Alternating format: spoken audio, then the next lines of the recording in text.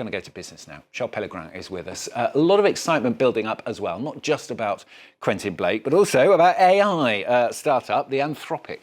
That's right. The company that created the Claude AI model submitted a confidential initial public offering prospectus to the U.S. Securities and Exchange Commission on Monday. In plain English, this means it's preparing to go public, to sell its stocks on the open market. It's only the beginning of a process that is meant to conclude sometime before the end of the year.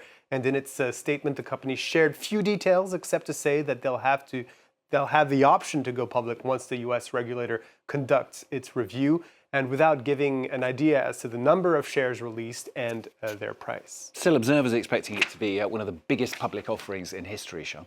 Anthropic has seen a surge in demand for its products that has had a real impact on its bottom line.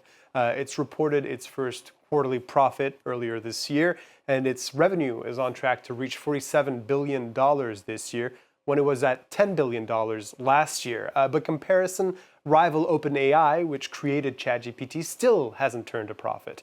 And that's part of why Anthropic has seen its valuation climb to $965 billion after a fundraising round last week. OpenAI, meanwhile, is valued at $852 billion as of late March. And it, too, is reportedly planning to file for an IPO shortly as well, with similar levels of excitement. A little fun fact here to make this story just a little bit spicier. Anthropic was created in 2021 by a group of executives and researchers who left OpenAI under the leadership of Sam Altman. Yeah, always need something to make it spicier. What's the excitement then about Anthropic based on, Sean? Well, its range of products based on its Claude AI models, the main one being the Claude AI assistant that anyone can download. It's quickly becoming a rival to ChatGPT with dramatic growth this year so far, representing 14% of AI app downloads currently, when it was just 1% last year.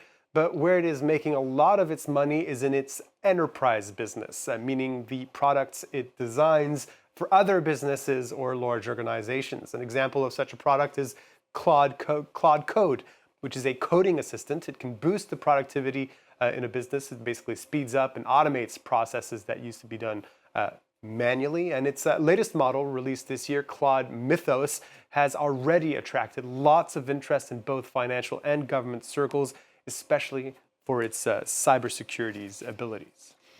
Let's focus now on the stocks that are currently on the market. So in Asia this Tuesday morning, investors are assessing the latest in talks around the war between the US and Iran, with talks seemingly breaking down again, but also assessing Wall Street climbing to fresh highs overnight on tech optimism, the Nikkei closing lower, while the Hang Seng in Hong Kong is trading over 2% higher. In Europe this morning, shares opening higher. Some crucial data expected later today. Eurozone inflation figures for May, which will give us a clearer sense of the impact of the war in Iran on prices and then potentially on monetary policy as well. The DAX in Frankfurt leading the gains about 0.8% higher.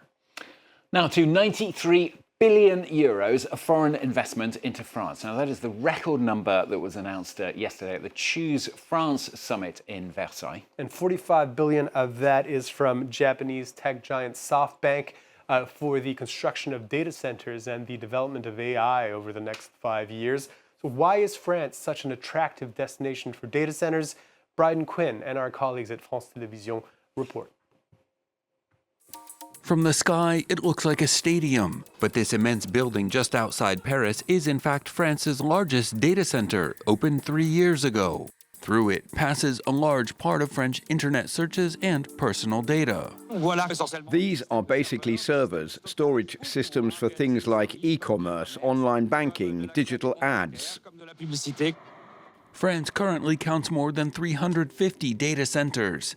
Japanese tech giant SoftBank has just announced 45 billion euros of investment in the country by 2031, with the opening of 3 more in the north. In the town of Bouchain, one is planned for the site of the old coal-fired power plant. Data center operators are choosing France because it has everything they need: space to expand and, crucially, ample electricity thanks to the country's nuclear plants. In France, we have low-carbon energy, competitively priced and freely available, that can power data centers. And the power demands are growing. Within 10 years, data centers could be using as much electricity as Paris. Another concern is jobs. The buildings may be immense, but once up and running, they require very little human work. At this site near the city of Amiens, 400 jobs have been announced, but vast tracts of land have been swallowed up for the project. It's so huge, we're losing potential residential real estate here. France may be attracting data centers, but it remains far behind the US, where some 3,000 are already in place.